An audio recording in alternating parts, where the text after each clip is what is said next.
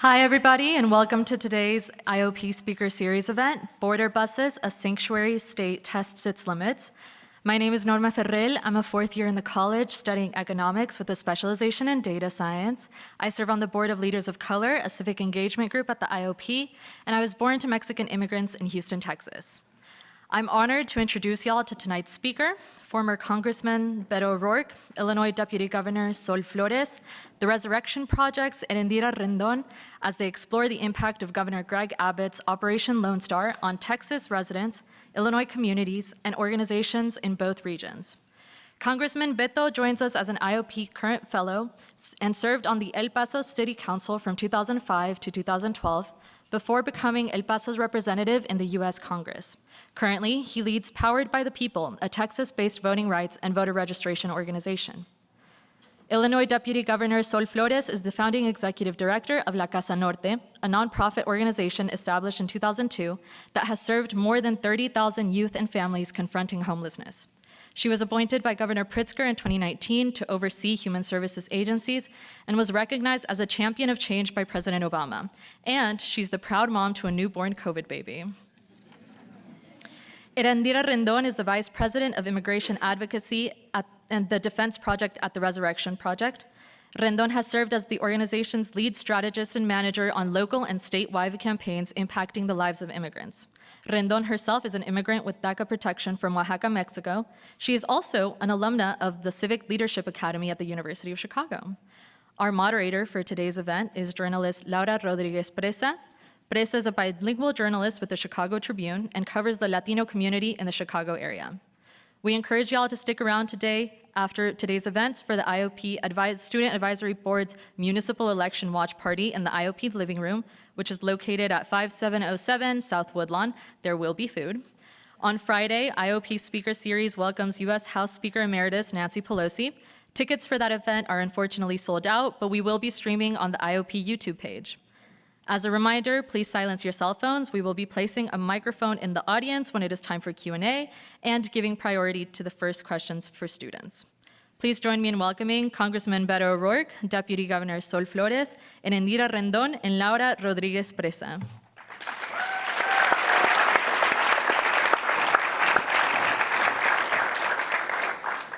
Hi, everyone. Thanks for joining us today, and thank you all for being here.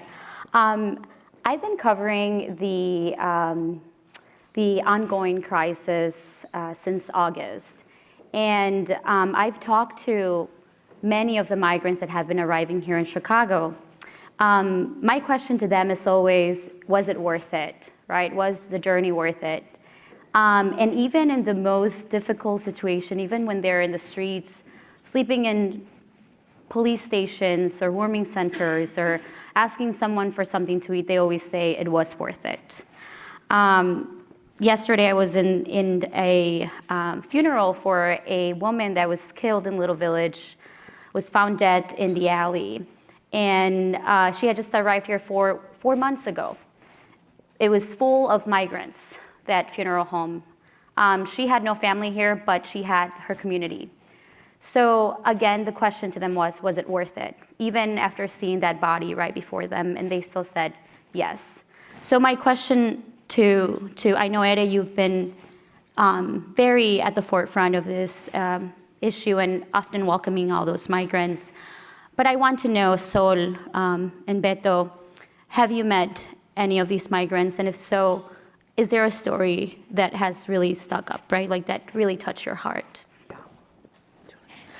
So we had the honor and privilege of taking Governor Pritzker to the very first hotel where the state of Illinois housed migrants. And we intentionally got him there at 7:15 in the morning so that he could high-five the kids as they got onto the school bus and went to school. And that was their second day of being enrolled in that local school district. And then to meet some of the parents as we did, some roundtable charlas.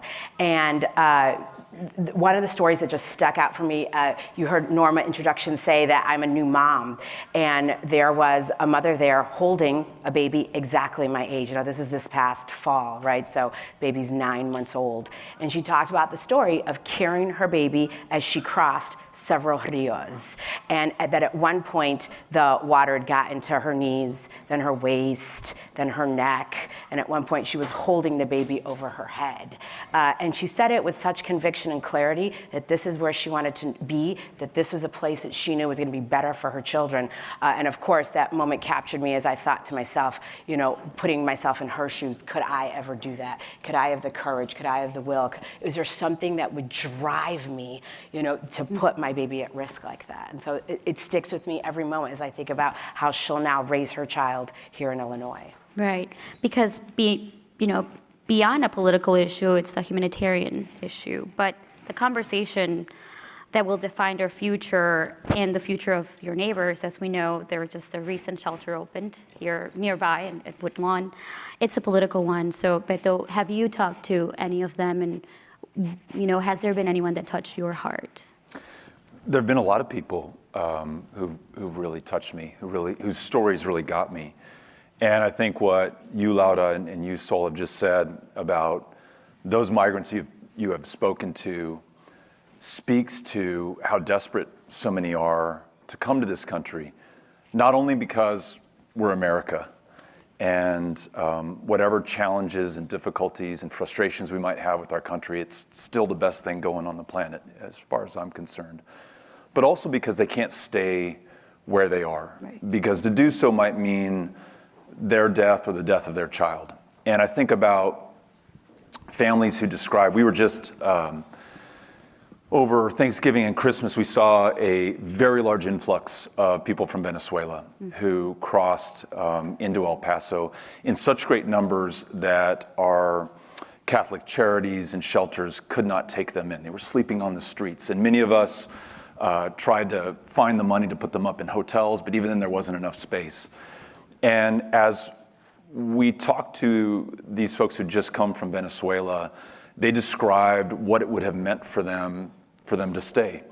And so they took this incredibly perilous journey, almost the length of the hemisphere, to come to our front door in El Paso, Texas, risking potentially hardship or death for themselves and their kids. And so in some ways they have no choice. So to say, is it worth it? What's the alternative, right? To stay and die? This may not be perfect, and it may have come at great risk. And we should acknowledge that there are hundreds of people who die on this journey, and their names are almost never mentioned.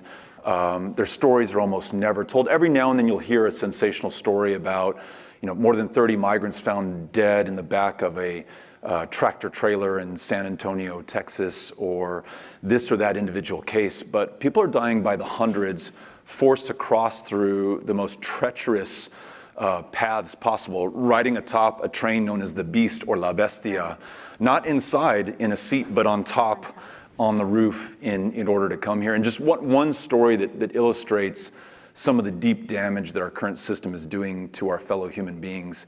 My wife Amy and I were at one of the Catholic charities in El Paso, Annunciation House, that was facilitating the reunification of parents with their children who had been forcibly separated in the Trump years.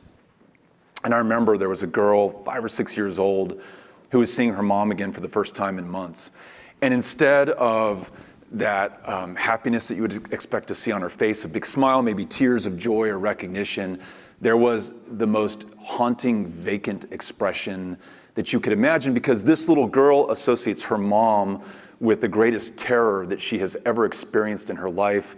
She was left alone, a stranger in a strange land, not speaking the language, having no idea what the laws are or whether she would ever see her family again. And so when she saw her mom, there was a lot there. And I would imagine it will take a lifetime to undo that damage if we ever can.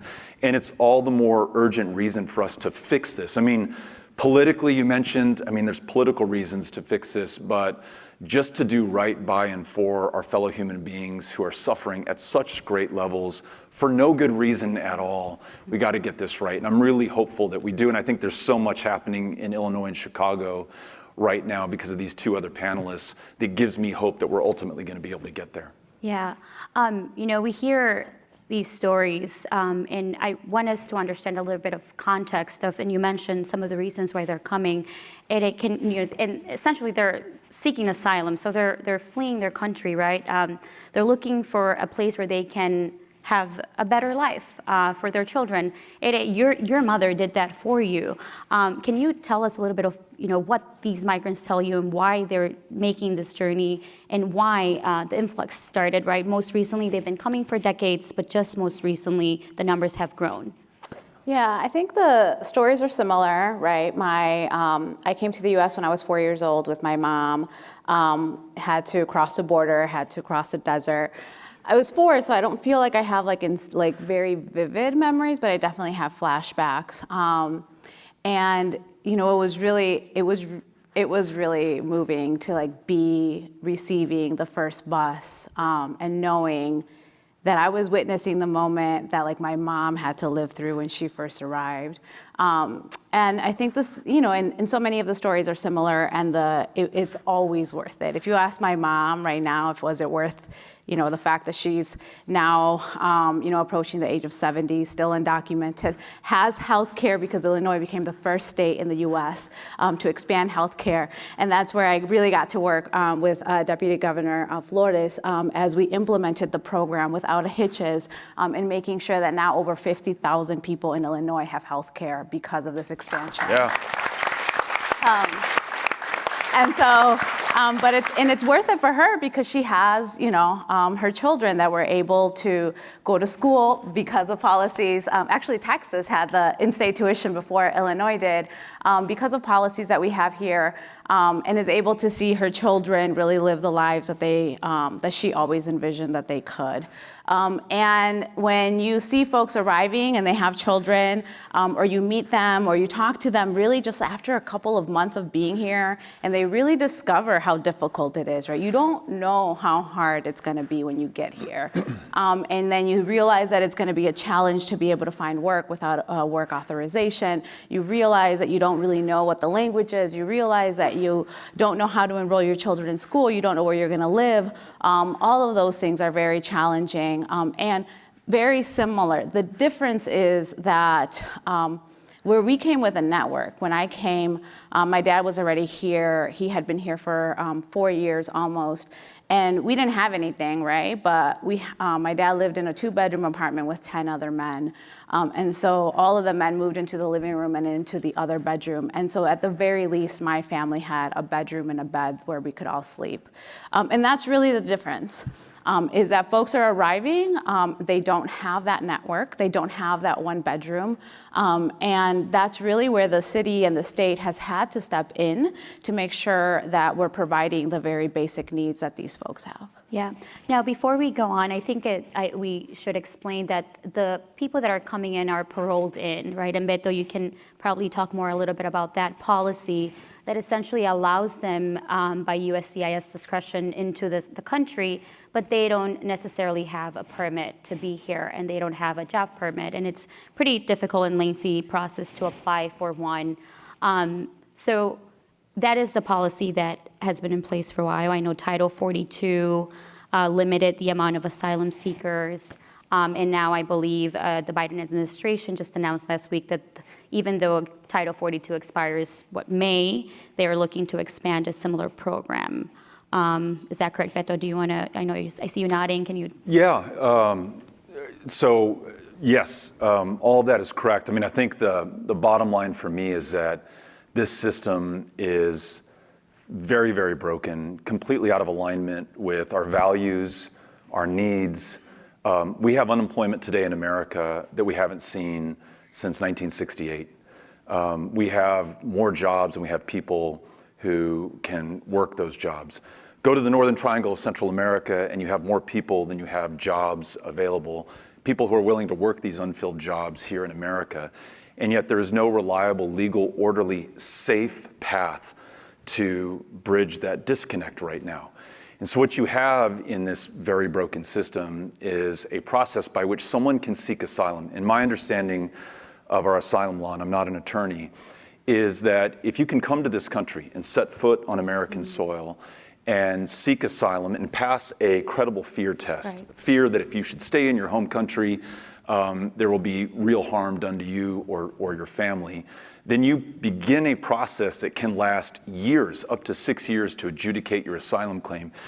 And in that time, you are in a status limbo in the United States of America. And what was so glaring to me in this recent New York Times expose that you probably read about child immigrant labor in the United States, these are 13-year-olds, 12-year-olds working on construction sites, in manufacturing plants, in the kinds of facilities where you're going to lose a finger or a limb, where many of these children, kiddos like the same age as my kids, have died. Right. And so we are reviving child labor in the United States, 100 years after it was outlawed, because we won't find the lawful path for people to come here. So could you reduce the adjudication time from 6 years to 6 months or 6 weeks? Could you have more immigration judges to process more of these applications?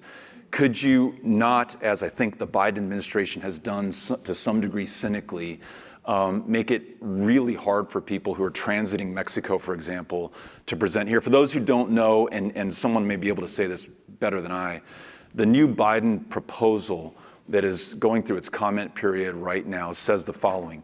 If you're coming from Haiti or Nicaragua, Honduras, and there's another country, El Salvador, I have it. there are 30,000 set visas a month, right? Right, 30,000. And you have to apply through CBP One app. And there's a number of slots that are filled every single day. And if you can't get in one of those slots, you apply the next day. And the deal is you apply through that app, and you don't apply for asylum by trying to enter this country between ports of entry. Then we're going to try to find that safe, legitimate, legal, orderly path for you to get here. But if you transit Mexico and don't apply for asylum there and try to apply here, we're going to bust your ass back to the country from which you came, which is a lot like the transit ban that President Trump tried to impose and was struck down by the courts. And so there's this political imperative that the Biden administration is responding to, of being tough on the border and showing that we're going to send people back if they don't follow the law our way. There is a legitimate attempt, I think, to find a legal pathway through this CBP One app. But for those who don't have a cell phone, can't use the app, can't figure out how to get that place in the lottery that's run every day, who find that they have to go through Mexico and don't want to apply for asylum there because they don't want to stay there, maybe the same condition which some of the parents of families in Chicago have experienced, they're shit out of luck, and they're placed back in harm's way right now. So this is yet another, Band-Aid is an overused metaphor, but another attempt to in some way patchwork this broken system. But while it has some benefit, including the new number of parole slots, 30,000 a month, it's going to leave a lot of people in a really treacherous place, including being bounced back to Mexico, trying to cross again and again under Title 42, which basically says that because of the pandemic right now, we can summarily, arbitrarily send someone back across the border without allowing them to apply for asylum in this country. I'd argue it's against our laws, against our values, might be unconstitutional, but it is the practice of the land today. Yeah, I think it's also worth noting that whatever new policy or policies that are being made are not really taking into consideration the migrants that are already here, right? Which many of them tell you that they're here because they want to work. And we'll get into that as we go on. But, you know, I wanted to talk about Operation Lone Star, and I wanted to talk about what is happening in El Paso, how did all that happen, and then how did Sol and Ere, your respective organizations, your office, figured out how to work with it. So Operation Lone Star, that was March 2021 by Texan Governor Greg Abbott in an effort to bus the migrants to sanctuary cities. So Chicago was one of them, and I believe it's one of the last few ones, right? He had already sent hundreds, thousands to Washington, D.C. and New York. So it seems like, or at least it makes it seem like there is a ton of migrants and shelters in El Paso at the border. How is that? Tell us about, that. Here's some numbers that can help put it in perspective. So more or less, más o menos, over the last few months, we've seen about 200,000 apprehensions at the U.S.-Mexico border. The El Paso sector, where I live, anchored by El Paso, Texas, but it includes the entire border of Mexico and New Mexico, is seeing 50,000 apprehensions per month. So a full quarter of those apprehended are coming through where I live, for the most part in El Paso, Texas. We're here in part to talk about this busing program that Governor Greg Abbott has implemented in Texas that is to bus these migrants out of Texas to Chicago, to Washington, D.C., to New York, and then DeSantis to Martha's Vineyard. Right. Really sock it to those liberals, right? They have bused, and you, Lauda, may have the most updated figures, 16,000 people at a cost of over $30 million, $2,200 per migrant to bus them to Chicago, $2,200 to bus them here. I just checked on my way here. A one-way ticket from El Paso to Chicago on Greyhound is $240 right now. Yeah, and if really expensive. If may I interrupt you really quick, I think for a lot of the migrants, that actually was something positive. They saw this as an opportunity to get somewhere where they would get help. So, that's an interesting way to look at it. And I want to make it clear, I'm all for facilitating a migrant's ability to get to their end destination. If their sponsor or family member lives in Chicago, by all means, let's facilitate that. But to, again, politically and cynically put them on a bus, not warn anybody here in Chicago that they're coming, or send them to the vice president's residence, the Naval Observatory in Washington, D.C., on Christmas Eve, December 24th of this last year, for the same reason, or to drop them off right in front of Fox headquarters so that you can make the nightly Fox News. This was incredibly unnecessary and unkind to these migrants, many of whom, as you said, wanted to get to these destinations anyhow. It would have been helpful if there was just a little bit of coordination with some of these amazing agencies here in Illinois and Chicago who've done, again, a phenomenal job. And they've taken this really cynical ploy and they've made the best out of it for those who are coming here right now. So we have in El Paso with Annunciation House, one of our great Catholic charities, helped put people on buses or on airplanes for as long as I've been volunteering for Annunciation House. So nothing wrong with that, but we always coordinate with the sponsor or the host city that's receiving them. What's happening now out of Texas is pure politics. Yes, and just out of context, I think that, and I maybe talked to Ere before August and before they all started coming, we had talked about how there were some migrants coming in on their own, right? Before the buses, we had already seen several hundreds maybe of people getting themselves to Chicago by themselves, either looking for help at different non-for-profits or just showing up at ICER, right, immigration. But it wasn't until August when we learned of the first bus. And I remember, we were like, oh my God, holy cow, it's happening, right? Let's get myself out there. And of course they called me because I speak Spanish and I would be able to communicate with them. And so I wasn't even supposed to work, and I went out there and I was able to talk to some of the migrants that were sitting out there. And because there was so little time that people knew, that the government knew, that the Lightfoot's administration knew, there was not a lot of coordination, they were just sitting out there. Because of the language barrier, they also didn't understand of maybe the people that were explaining to them, like, wait here, we're gonna get you somewhere.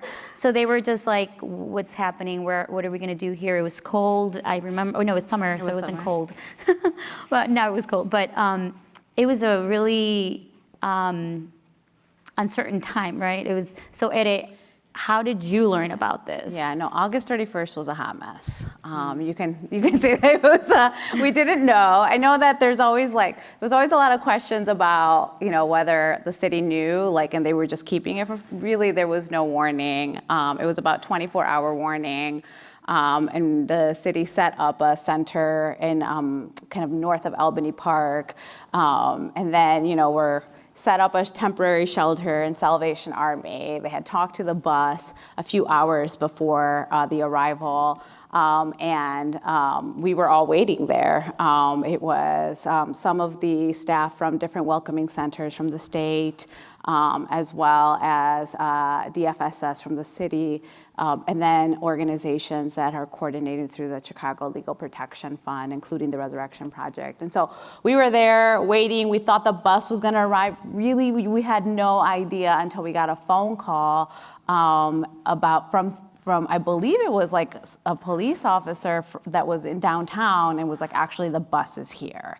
And what we learned was that at the last minute, Texas called the bus driver and said, no, you absolutely have to go to Union Station, not to where you are, not to the shelter. So there was, we don't know how long folks were there for. They were dropped off, the bus just let them off, and folks were just sitting there. So we arrived probably 20, 30 minutes after the bus arrived, and we gathered up as many folks as possible. And the way that you know that there was real coordination already from Texas was that there was already reporters there. And so they sent out a press release before they notified anybody about the buses being there. And so our first job was to try to, gather as many folks as possible. And I think it was also a realization of like that there's not very many bilingual city workers. And so we had to step in and kind of, be the ones telling the new arrivals about where we were going. We wanted to make sure folks knew they weren't arrested, that they were free to go, that we were going to go to a shelter, that they would be able to shower there, eat there, because those were the questions. And then we went to the shelter. And then it was actually a reporter from Univision, and then you, Laura, called me, and you were like, there's still people here. And so we had to send the bus back with other folks to go get the folks that had been left behind. And it was because we just didn't know. And then after that, the city really realized that they needed to set up shop at Union Station. Right. You could never trust where the bus drivers were going to go. So at Union Station, from that point on, there was always an ambulance and a police officer, and that would just kind of block folks from the the media from taking a lot of videos of folks. And then, the Office of Emergency Management and a city bus that would then bus folks to, folks would get off, we would tell folks where they were going, and then they would go to the shelters. So after that, it became much smoother, but that was only because the city and the state had to figure out how we were going to manage this. It wasn't because, Texas made any additional effort to let us know what was happening. I think we learned about it from a tweet. And then we ran over and they're like, oh, it was a tweet. And then I probably called you a million times after that. But so, how did city and state figure it out? Yeah. Or have they figured it out? Yeah, so we at the state of Illinois obviously work very closely with the city and had worked with organizations like the Resurrection Project and Edit. And so there's relationships that exist, which is good. It's important people know who to call. And one of the things we quickly figured out was how could we work with the city on actually housing folks. And so this was a plan that was hatched, in a matter of hours. We didn't have the foresight to think about this and think in depth. What we did is we built off of the experience that we just had earlier in 2022 and late 2021 as it related to the Afghan migrants that arrived here in Illinois. Illinois took a number of Afghans and we resettled them in some suburban hotels. And so we worked with the city and we said, hey, look, let's do a division of labor. The state will house families and single women and people with disabilities in hotels. And the city, for the most part, will keep the single men. And so that was our, plan out the gate. And we eventually ended up, the state had 11 hotels that were both in Chicago as well as suburban Cook, and included almost 2,200 people that made up around 800 families. And I think if you recall, that very first hotel that we were in was in Elk Grove Village, and we had the mayor of Elk Grove Village create this terrible, terrible narrative of those people have arrived in our community. Mind you, we went to the same hotel where we had housed the Afghans and had a wonderful experience in Elk Grove Village at that hotel with the other nonprofit organizations there, but a different group of people were coming. So why do you think that happened? I was there too, and I remember I spoke to some of them. They were really afraid to talk to media. Yeah. But why do you think that happened, though, that big difference? I'm going to chalk it up to the mayor's pure racist rhetoric and trying to incite what he was trying to incite there locally. So, I mean, it was really unfortunate. We eventually ended up closing that hotel in Elk Grove Village and moved the migrants to different hotels. Now, that was also fraught. We were in a crisis situation. We weren't going to call up every single local mayor of local said municipality and said, is it okay? Are you welcoming? Can we? I mean, no. I mean, we're responding in an emergency, and so we needed to have an appropriate humanitarian response to where we're going to put people. I just wanted to add to Eda's characterization. You know, Eda and other folks like her, they were having people come off the bus. They had no idea about their history, what was happening. We had people come off who were pregnant, multiple months pregnant. We had people come off who had had broken limbs, who had wounds, who had not had their medication for chronic illnesses and diseases for weeks, and so we're in medical distress. And I mean, that's part of the scary, sad, horrific part of the politicization of this is you're putting human lives at risk. Yeah. Beto, how did you feel when you learned about this operation and, what was happening with migrants? Or when did you learn about it, and how did you feel? Yeah, probably like everyone else, this was an operation undertaken to garner media attention and political advantage. Very cynical and potentially very harmful to some of these people who were involved. In some cases, who might not have known where those buses were going, or whether they were under arrest, or whether they were by force having to do this when they were free to choose because they had been paroled into the United States and had temporary legal status here. But here's the thing that I think that the deputy governor was touching on that really resonates with me about this mayor and those people coming to this place. And that is this dehumanization that takes place when migrants, human beings, are treated as political pawns, or are referred to as part of an invasion, or are described as animals, as President Trump described many of these people who are coming to our country, or in his maiden speech for the presidency in 2016, talking about the rapists and criminals who are coming to our country. Mexico's not sending its best, and at best, it simply stokes and inflames anxiety and tension that people already have about migration, legitimate or not. At worst, you have something like the massacre in El Paso, Texas in 2019 in August, where 23 people were murdered by somebody who had heard this talk of invasion and posted online before he walked into that Walmart in El Paso and killed 23 people. I've come to repel the invasion of Hispanic people who are coming to take over the state of Texas. So this fear and this portrayal of the sky falling because there are incredibly vulnerable people who are coming here because they literally have no other choice or no other place to go. It's deeply shameful as an American, as a Texan, that my government and our governor would do this.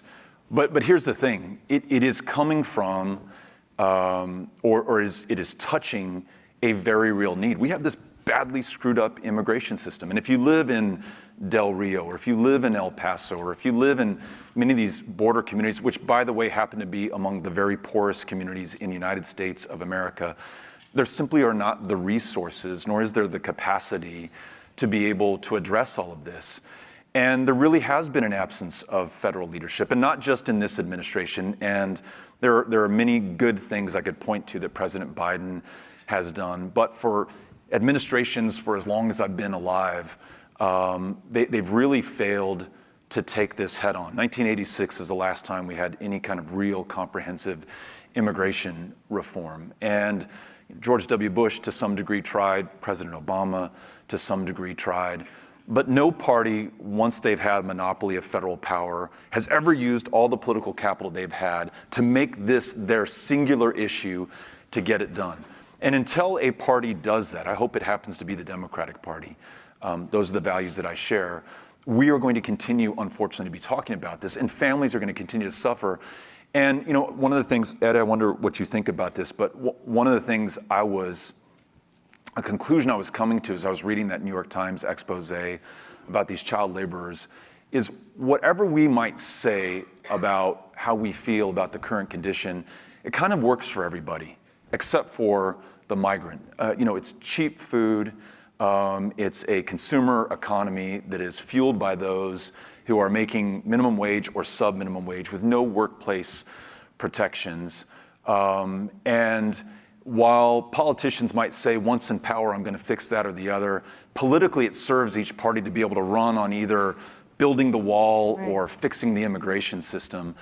I don't know what it will take in terms of a crisis or a catastrophe, God forbid, that will shock the conscience of the country and force us to force those who represent us to actually do their job on this. But Abbott's border busing program is just part and parcel of the politics around immigration, unfortunately. Yes. In this country. When we talk about immigrants undocumented, we always think of immigration. It's always talked about, right? Immigration, which you mentioned, it's a way dehumanizing almost. I feel like every time we talk about migrants, we often refer to them as just numbers. There's no name, right? There's no faces. It's just numbers all the time. And when I do, even myself, when I do my reporting and I talk to them, it's like, how can I make them a part of the conversation? Because these are things that are directly affecting them, right? It's their lives. So, and I know that even at this point, I mean, how many do we have now, Etta, do you know, in the city? Yes, I just looked at the numbers that have gone through the Chicago kind of processing center. It's been 5,056 folks that have come. And that is undercounted, right? Yes, Can only you tell the us a little folks that bit have gone why through the processing right? Can you center. explain to us why that's undercounted? Yeah, so there's the buses, right? So those are counted, right? Because folks arrive and we're able to count. But the majority of folks are actually not coming on buses to Illinois, right? The majority of folks are actually coming on their own. Either they meet somebody in Texas that gets them a ticket to get here, or they have a little bit of money left and that's what they use to get here. Or they end up in another state and somehow end up here because they hear that in Chicago it's better and they give you food and they give you shelter. So 5,056 have gone through the processing center. There's thousands more that have not. And when you were asking about stories too, one of the stories that stuck out to me was I met a dad that came and picked up his wife and his daughter who had just crossed. And he had been here for 6 months already, living in McHenry County, which is where I grew up. 6 months, right? It took him 6 months to be able to save up enough money to send for his family to come over. He never went through this process, right? So folks have been arriving for several months on their own and maybe not going through the processing center. Yeah. So many of them feel trapped in the shelters. They are grateful, so grateful for the food and somewhere to sleep, but what they really want is to work, right? So is the shelter and food enough? And I know that the state and the city have been struggling to even provide shelters, right? So is it enough? And so do we have enough, space for them? Well, I mean, is it enough? I mean, there's been more spaces opening up, and the state's rolled out, several programs is allowing folks to find apartments and move into them. But really, I mean, folks need exactly what I need, right? Exactly what my parents need, which is a pathway to be able to get, to be able to legalize, to be able to apply, maybe not just for asylum. A lot of folks may not qualify for asylum, right? But to be able to, that's why we need immigration reform. We need to be able to adjust our status. We need to be able to get work permits. We need to be able to get legal permanent residency, ideally citizenship. And that's not up to the city or the state, right? That is a federal issue. And, the state and the city can do as much as possible, granting driver's licenses for more, for being able to go around and get a job. And there's 11 million undocumented folks in the U.S. And my advice to folks, because I can't tell them how to find a job without documents, is find one, right? Find one of these 11 million folks and ask them how they got a job. Right. So. Yeah, I mean, I think we're doing as much as we can. There's always more to do. I think to Eda's point a second ago, of those 2,200 folks that were in state hotels, a little over 1,000 have left the hotels and have been, and families have gone to their own apartments. So working with the feds, we have been able to use federal dollars to employ a rental assistance program. And so we're able to connect migrant families with case managers and housing locators. And they're educating folks about this is what it means to have a lease in Illinois, to look for an apartment, how you engage. And so we've had almost 500 applications processed. And again, over 1,000 people have moved out or shortly about to move out of all the hotels. And we hope to continue to do that for the rest of the 1,000 folks that are in state hotels. And then we're going to be working very closely with the city to help process thousands of the single men and families that are also in city shelters. But ultimately, there's a need for more resources. Absolutely, there's a need for more resources. And I mean, we've pressed the federal government. We have been, everything that's been said here, we, city and state, have been on calls and pressing the feds, saying, what can you do for the better coordination? How can you increase access to additional resources for non-border states? How can you quickly improve the process for the work permits? How can you extend parole status? How can you change where folks have to show up for parole? So, we are advocating to the feds, on a weekly basis. Yeah, so now many of these people are afraid to find a job, right, under the table, because they are so afraid that if they do and they get caught, then they won't be able to get their case approved. Now, we're talking about how difficult is it for them to file an asylum case? How easy or how accessible is it to them to get an attorney or anyone to help them file a case, because it's not easy. Asylum is very complex, and we don't have enough attorneys generally. And also, of all asylum cases that are actually filed in the court system, only 20% are granted. So, making sure that folks know that is really important to us, because, we don't want folks to kind of have that false assumption that everybody's going to get asylum and everyone's going to get a work permit. That's just not the way that our laws are written.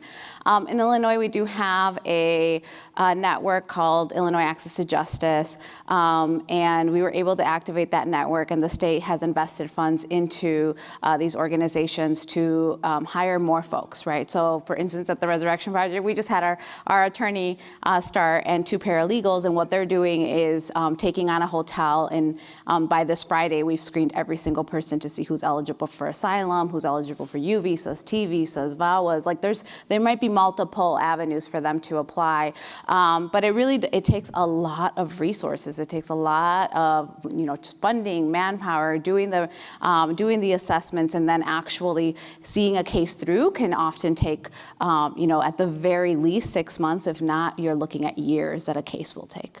So my last questions to you, Beto, before we go on to questions from the audience is, how realistic is it that the federal government can step up and perhaps even allow these people that are already here to get a work permit sooner than 6 months? And I know there's been people here since August that are still in shelters. Yeah,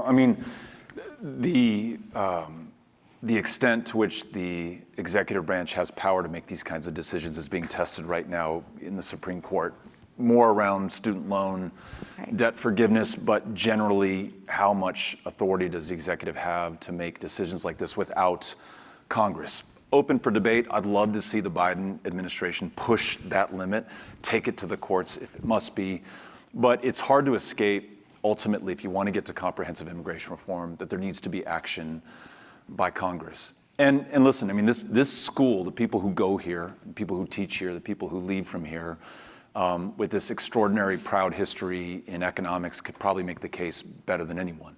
The benefit accrues to the United States of America. Those folks coming here will produce the population growth that this country needs by 2035, 2040. Net population growth will only come from immigration to the United States. When it's addressing issues of inflation or shortages in the labor force, it's going to be migration. The things that are intangible, culture, life, our identity as Americans, it's immigration. And I'd argue, geopolitically, it's our greatest competitive advantage. I was looking at the percentage of people in China who are born in another country, and it's 0.07%. Here in America, it's 15%. 50 million Americans, people who live here, were born somewhere else. We are so lucky that of any place on the planet, they chose us, and they're going to reveal their genius right here. And there's the moral dimension of this. I mean, we have the chance to do right by people who are desperately in need of our help. And then lastly, there's this justice argument that speaks to me. You look at our involvement in Central America, going back to the 1950s when we overthrew Jacob Arbenz Guzman, the democratically elected president of Guatemala, our involvement in the civil wars in Nicaragua, in El Salvador, the fact that we consume 25% of the world's illegal drug production that has to transit through these countries and is totally destroying their systems of justice, their police forces, militarizing how those countries respond to that. We have some culpability in this, and we need to do the right thing. And then lastly, I promise, we also have the capacity. Colombia, I think a country of 50 million people, has taken in 2.5 million refugees from Venezuela. Right. Poland has just taken in 1.3 million people from Ukraine. Jordan, I don't know how many they've taken in from Syria. The United States of America, 330 million people, this gigantic country. We absolutely have the capacity, and again, to the tune of hundreds of billions of dollars over the next decade, we will be the single largest beneficiary of this if we can get it right. So those are all the arguments I'd make to the administration and to those people who are in Congress right now. But ultimately, they're going to listen to us at the ballot box. And if we make this our primary issue on how we choose them, they're going to make this their primary issue once they get into power. So, it's on all of us, really. Great, thank you. So, we have our first question. Good evening. Thank you for. Speak a little louder. Is this on? There we go. go. Here we are. Good evening. Thank you so much for coming in and speaking with us. My name is Christopher Phillips. I'm a second year here at the college. My question today is for Congressman O'Rourke. We talked a lot on this panel about the dire circumstances that a lot of foreign migrants come from, that they experience before they come to our country or even before they set off. And it is very true. A lot of these people come from genuinely difficult circumstances, dangerous circumstances. Now, accepting this premise, is it true that all of these people, or do you believe that all of these people which are around the world, which is easily millions, if not tens of millions of people, have a right to come to this country in particular and not any country that they arrive at along the way? I want to make sure that we as a country follow our laws. So if someone comes and presents on U.S. soil a claim for asylum, we have to follow our laws. And I'm really glad that Ed pointed out that 1 out of 5, if they complete the process, are likely to receive asylum and can stay here, and the remainder will have to return to their country of origin. That is the law. We are a nation of laws, and I want to make sure that we follow the laws. But right now, and I believe cynically, we're using a public health reason, Title 42, to arbitrarily send everybody back who is trying to seek asylum. I would argue legitimately and lawfully at our ports of entry and in between our ports of entry if they can't get in at our ports right now. And then there's this point that I want to make to your question. I think everyone loves their country the way that I love my country. No one wants to leave their country in most cases, except for a need to leave their country or for better opportunities somewhere else, very often wanting to return to their home country. So there are things that we could employ, like a work visa system, that would allow someone to lawfully come here, work seasonally, return to their home country. Without that, people come here, they don't want to run the gamut again, so they stay here and ask their families to come up and join them. So some pretty simple changes in our laws could allow for that demand that we see here, allow people to return to their home countries. And then I think there's this. The United States uniquely has the convening power to bring the countries of this hemisphere together and to solve some of the drivers for this, whether it's climate change, whether it's our illegal drug interdiction enforcement policies, whether it's the gross economic inequality that exists. We should be working on those things hemispherically. We have lots of other problems that we're trying to tend to right now. I get that, but this is always left on the back burner, and we always pay the price because it never gets fixed. So I want to make sure that we follow the laws, but that we change the laws to reflect our values. And yes, I think we can make that accommodation for those who have a legitimate purpose for coming to the United States. Thanks for asking. Can I add that I think it's also a policy that is specifically meant to keep out poor folks.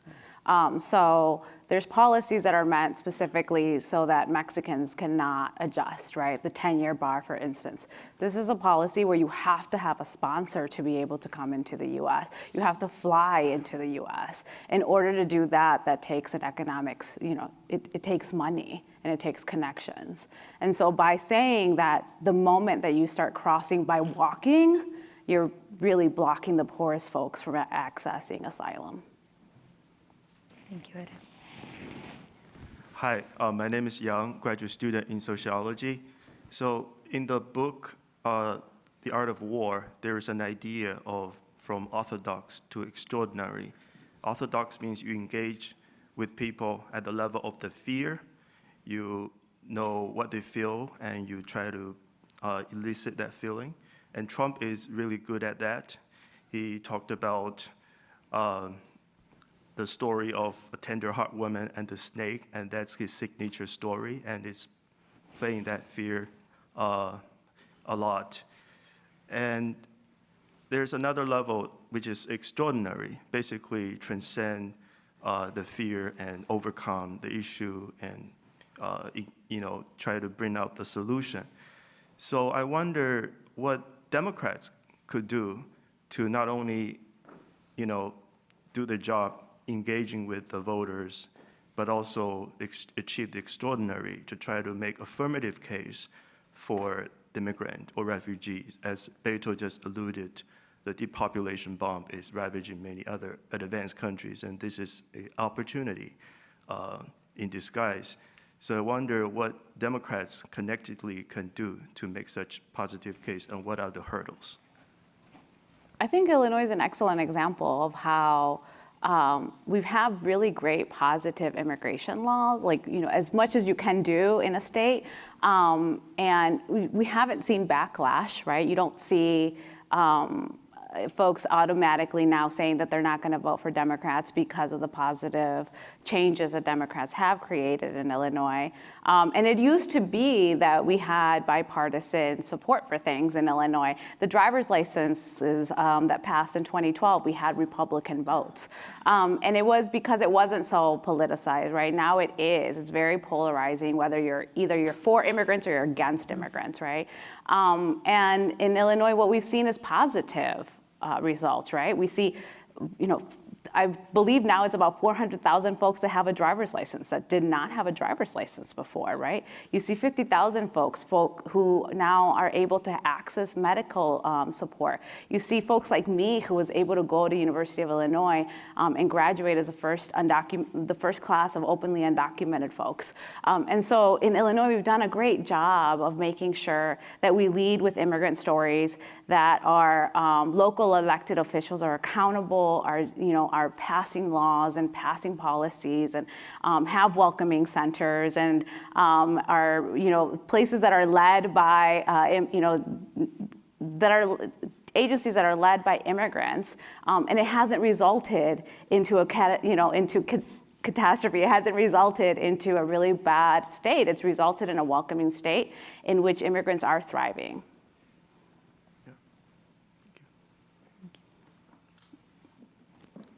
Hi, my name is Sophie Hare. I'm a fourth year in the college studying public policy. So there's been some concern and hesitation in under-resourced and heavily segregated areas in Chicago about accepting some of these migrants. I'm referring to the Wadsworth School here on the south side in Woodlawn. And as a result of this hesitation, some have accused the city and the state of pitting communities with a dearth of resources against each other.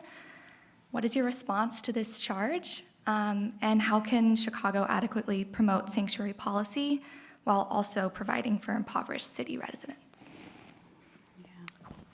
Well, I don't work for the city, so but we have been coordinating a lot with the city, and I think folks should always be advocating for their communities, and if they if they feel that their communities have not been receiving the adequate resources that they should be, they should say so, and they should be standing up and saying what are the resources that they need, and I think it's important that we do so in a way that doesn't alienate immigrants that are coming who don't actually have no idea about what is happening locally and local politics. And so the city needs to both be able to stand up shelters, provide case management, make sure that the basic needs of immigrants are met, and make sure that the needs of their long-term residents in these communities are met. It's not an either or, it's definitely both.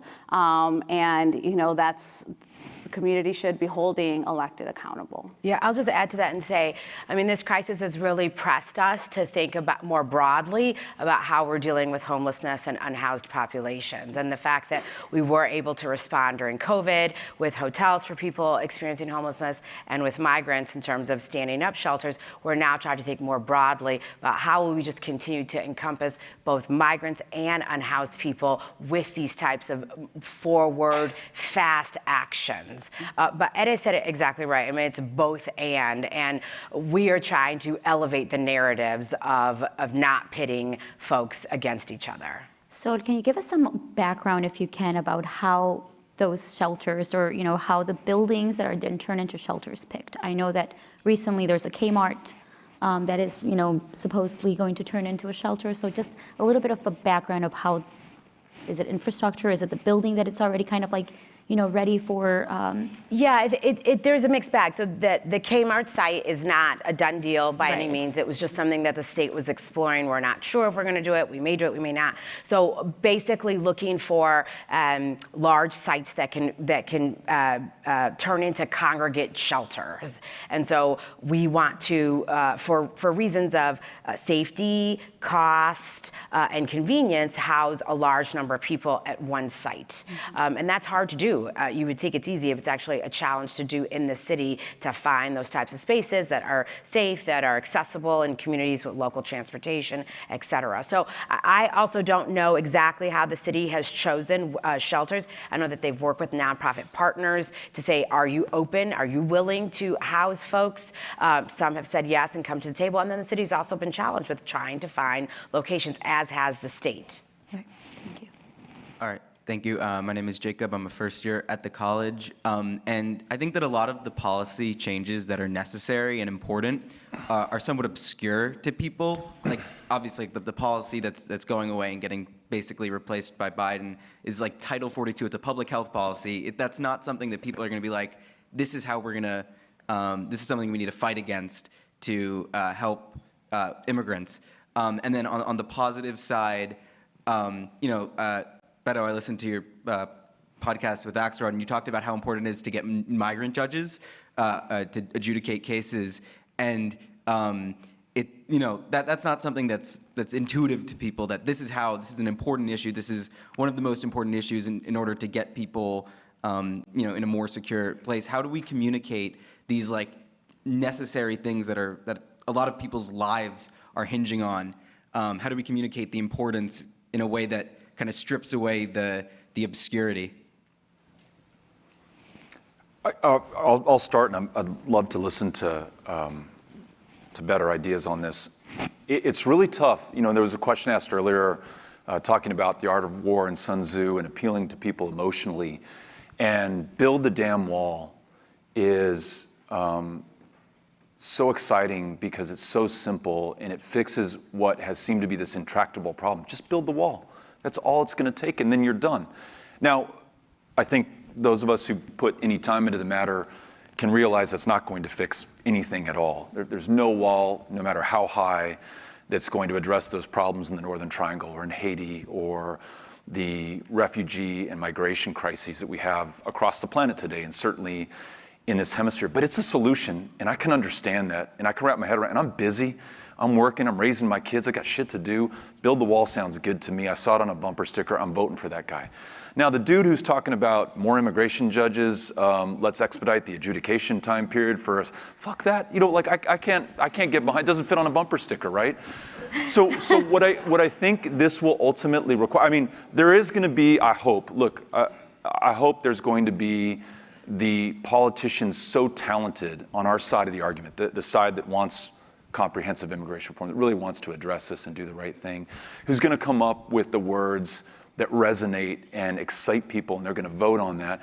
But since 1986, that really hasn't happened. What I think it's going to take is that president, that majority in Congress, that whomever, who, on whatever basis they got elected, are they going to turn around and use that political capital to make this happen? Now, for those of you who are old enough to vote in the 2008 presidential election, and for those of you who were old enough and voted for President Obama, did you vote for President Obama because you wanted him in his first year in office to burn that Capitol down to do the Affordable Care Act? Some of you may say yes. I voted for him. I couldn't have told you what his plan was to make healthcare more affordable. I just really liked the guy. I believed in him. I knew he was going to do good things once he was in power.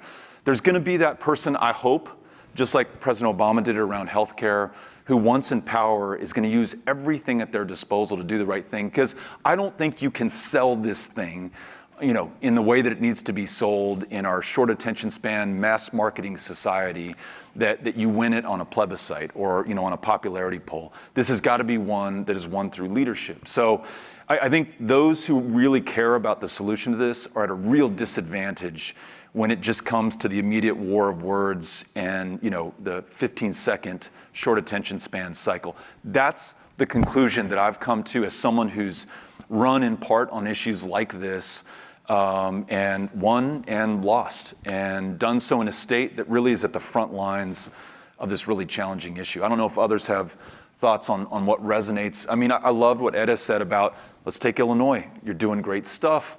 It's politically popular. You know, that could be the base from which someone goes and does bigger and better things for the country.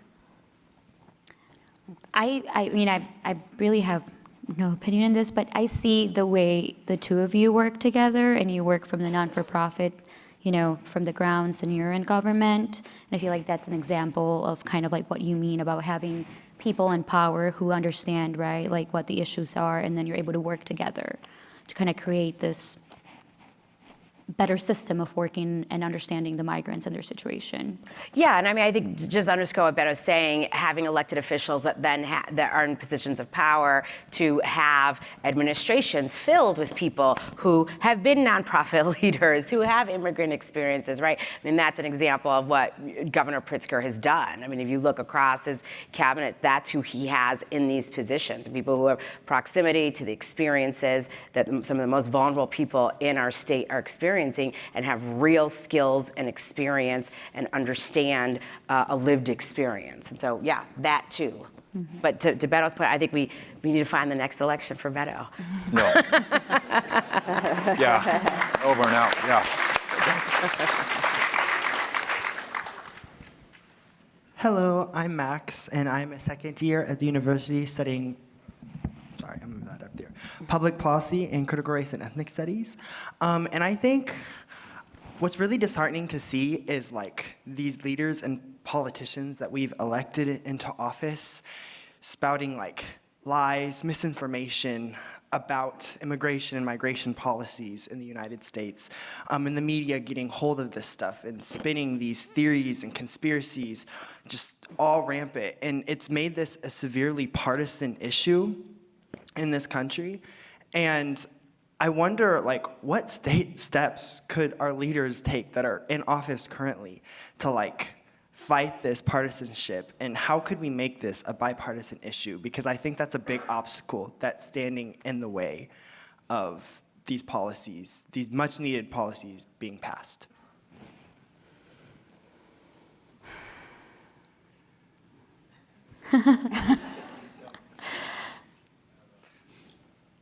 There's a lot of disinformation, outright lies about migrants. I mean, to Trump's claim about rapists and murderers.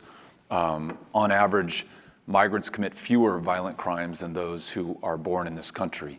To the idea that immigrants would somehow be a drain on our economy, they contribute far more by the billions than they could ever receive in any kind of benefit. At every single turn, migration is a net benefit and a positive for our country. But there's so many people who've been led to believe something different. I'll give you an example.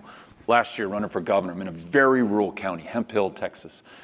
And I'm at a town hall meeting like this, but maybe half the number of people who show up, and half of those who are there are wearing Make America Great Again hats. And some of them are in the meeting wearing their AR-15s and have got their guns, and that's life in Hemp Hill. And this guy stands up and he says, my mother immigrated to this country from Canada, and she did it the right way, and she had to, go and get her green card, redone every 5 years or 10 years or whatever. And I remember standing in the line with her. She worked 3 jobs because my dad, he told us, served in World War II, was badly injured, couldn't work. So this woman was working all these jobs, doing this the right way. And he said, I just see people coming over right now, the southern border. They get the red carpet treatment, free health care. They're set up in hotels. They get free public education. And Beto, that just doesn't sound right. And I said, that doesn't sound right to me either, because that's not what's happening right now. And I understand your sense of injustice growing up the way you did and doing it the right way. And I just want there to be a right way for people who want to come and do what your mother did and made our country better by her very presence. And you know what? This is anecdotal, and I got my ass handed to me in the election, so I didn't win, and this obviously didn't work at scale. But the guy came up to me afterwards, and he shook my hand, and he said, I never thought about it that way. I didn't know that that's what was going on at the border where you live, Beto, in El Paso. And he said, I could get behind you. I could support you, because that's my one issue. That's the thing that I'm pissed off about, is people getting a free ride in this country. You hear the story from Eda's mom, right? And what she went through in order to create opportunity here still isn't documented, still is giving back to this country. More of those stories have to get out, but they're not playing on Fox News. And the only way I have found, and it's not been terribly successful, is to engage in person, in those rooms in Hemp Hill. That's the only way I can break through Fox News, is to be present, eyeball to eyeball, and have this conversation. So I'm with you. I'm disappointed that that's where we are right now in our public discourse on this issue. But we got to keep trying, because the alternative is to give up and to give into this, and none of us are about that. Thank you. Thanks. Hi, my name is Julian. I'm a first year at the college studying computer science. And as was said, the police was playing a big role in this busing crisis, and the police always plays a unique and oftentimes controversial role in the context of sanctuary cities. And as we speak right now, we're in the midst of an important Chicago mayoral election in which all the candidates have staunch views on the police department's reform. So my question is, in the midst of this crisis, in one of the biggest cities for undocumented immigrants, for refugees, for this busing crisis, is it something that's hopeful or worrisome of the idea of a big police change in the coming months? Of a big police change? With the, yes, with the mayoral election, with a lot of them, almost all of them wanting a big police reform one way or another. I mean, I think for advocates, right, it's whoever's in office, is we still need to do our job of advocating for the best policies, the best practices that will protect our communities. And, there's the long-term goals, and then there's the shorter ones of making sure that, for instance, a few years ago, there was a campaign to close all the loopholes within the sanctuary city policy, and then that was one. In Illinois, there's been, there's the Illinois Trust Act, and then there's been several iterations of that, and then that's been one. So, it doesn't necessarily matter who wins the election today, or who knows when we're going to know the results, right? Our job is the same, to continue to advocate for the best policies for our communities. Thank you. Great. We only have 4 minutes, so I think this might be our last question. Hi, a little shorter than everybody else, I guess. El Paso, apart from being home to you, Congressman, and some truly great, food, it's also the home to one of the most oppressive and terrible border immigration policies that the U.S. has had, Operation Blockade, and that was created because of inconveniences felt by El Paso residents from Border Patrol chasing immigrants across their city. How do we keep that same xenophobia from developing in cities from Chicago, like Chicago, or other cities that are receiving an influx of influx of immigrants that they've never seen before? I think you have to get back to there being that safe, orderly, legal path for people to come here who should be here. And my argument for those who stoke fear about crime or danger or fentanyl, and those are things we should be vigilant against, right? There are a lot of people who die from fentanyl overdoses, but if you are addressing 200,000 apprehensions every single month, the vast majority, 98% plus, people who want to join family, work, or seek asylum, legitimate reasons to be in the United States, there is no way you can distinguish the real threat amongst that haystack, right? If you create those channels for legal entry and due process that are missing right now, as through Title 42, we summarily send people back, you're going to be so much more successful at stopping the people who have no business coming into this country, those who are trafficking in human beings or trafficking in illegal drugs or anything else that might come our way that we're afraid of at night, right? But without that kind of logic applied to the challenge, then you just have this blind fear that, yes, even in El Paso, although we are an incredibly warm, welcoming, kind-hearted community, that though we're one of the poorest in America, out of our own pockets has really paid to make life better for those coming here, I see that in my hometown as well. And I remember being in Del Rio, Texas during the campaign, and someone approached me and said, Beto, I'm a lifelong Democrat. You know, I'm going to support you, but I just want you to know that last night there were 12 people stomping through my backyard. And it freaked me out. And it would freak you out too, Beto, if there were 12 people at 2 a.m. coming through your backyard who you didn't know. Now, nothing happened.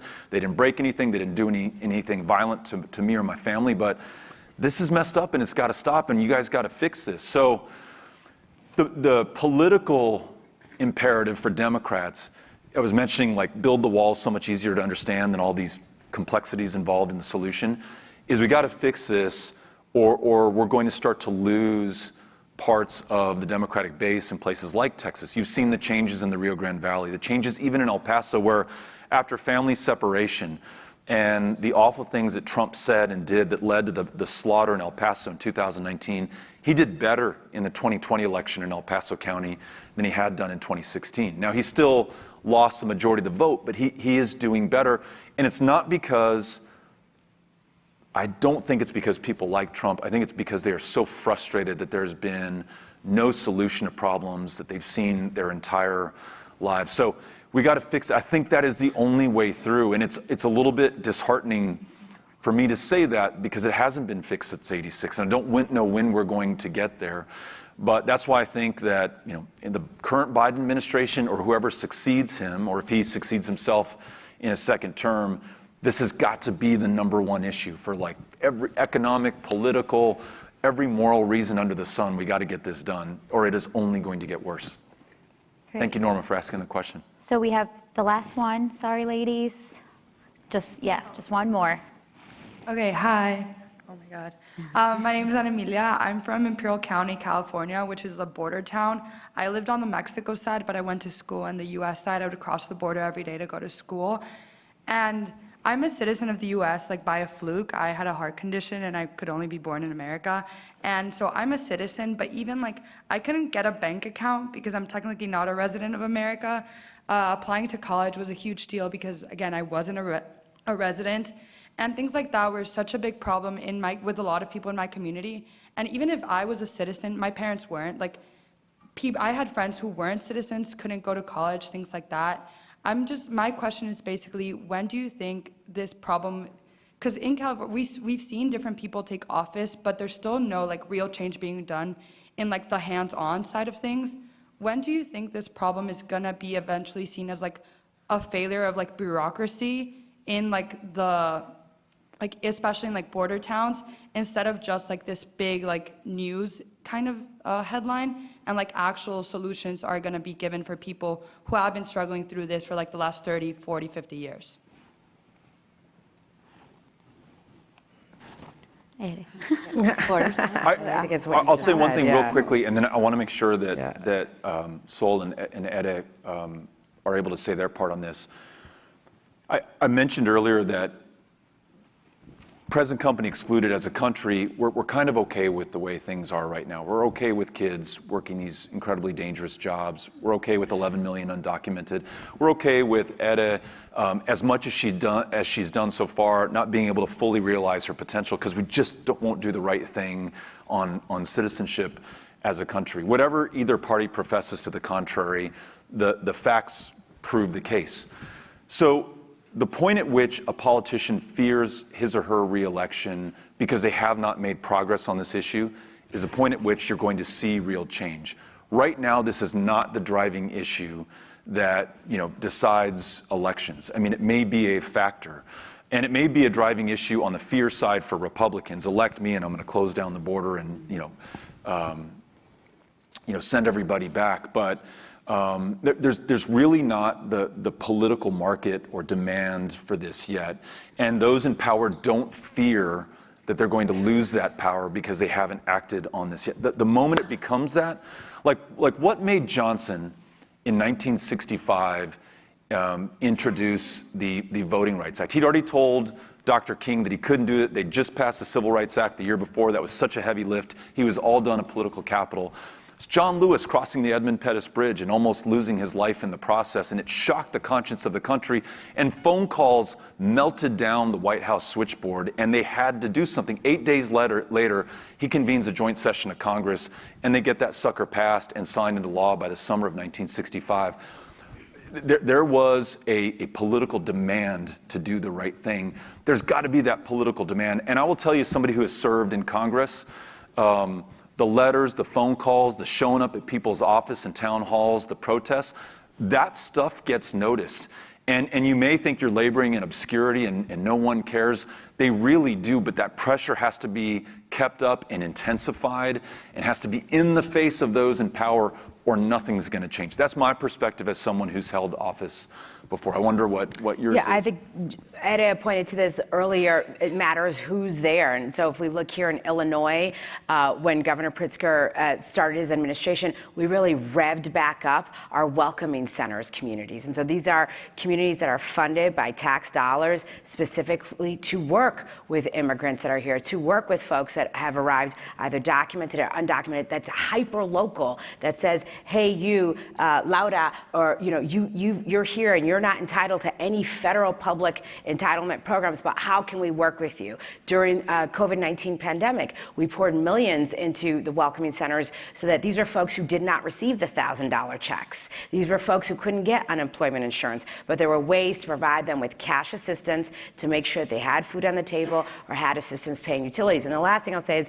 again, hyper local. I'm here with one of my colleagues, Rodrigo Carrillo. He ran and was in charge of the $1.2 billion that got out via the Illinois Housing Development Authority that helped Illinois avoid the eviction cliff. And one of the things that matters who's in this seat, right? Is this a person of Mexican descent, strong immigrant roots? Number one, he said, we're going to make sure everything is in multi-languages. It's accessible for people that have different physical abilities, and we're going to make sure that documentation never comes into play. And so we figured out here in Illinois, how could undocumented families also access rental assistance and avoid the eviction cliff? So it matters who's there locally. To Beto's point, we got to get them there. And then to Ed and Mai's point, they've got to bring people like us, right, who've been here, people like you, right? I can't wait till you either become the next governor of the state of Illinois or serve one. Yeah. Thank you. Well, thank you, everyone. I think that, it all starts with you being here today and having this conversation, too. So I hope it goes on and, with your families, with your friends, and we'll be in touch. Thank you so much for being here with us today. You're great. All right. You're friggin' Oprah.